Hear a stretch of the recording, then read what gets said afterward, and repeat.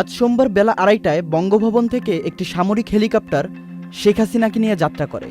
এ সময় তার সঙ্গে তার ছোট বোন শেখ রেহানাও ছিলেন।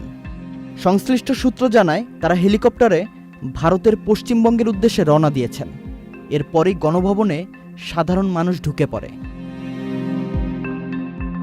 গণভবনের ব্যবহৃত বিভিন্ন সামগ্রী নিয়ে বিজয়ের উল্লাস করতে দেখা যায় সাধারণ জনগণদের। সেনাবাহিনীর প্রধান জেনারেল ওয়াকারুজ্জামান বলেন, রাজনৈতিক ক্রান্তিকাল চলছে। একটি অন্তর্বর্তী সরকার গঠন করা হবে, সব হত্যার বিচার হবে। সেনাবাহিনীর উপর আস্থা রাখেন, দেশে শান্তি শৃঙ্খলা বজায় রাখেন, একসাথে কাজ করি, দয়া করে সাহায্য করেন। মারামারি সংঘাত করে আর কিছু পাবো না, সংঘাত থেকে বিরত হন। সবাই মিলে সুন্দর দেশ গড়েছি। বিভিন্ন রাজনৈতিক দলের নেতা ও বিশিষ্ট ব্যক্তিদের সঙ্গে সেনা সদর দপ্তরে এক বৈঠক হয়েছে। সেনাবাহিনীর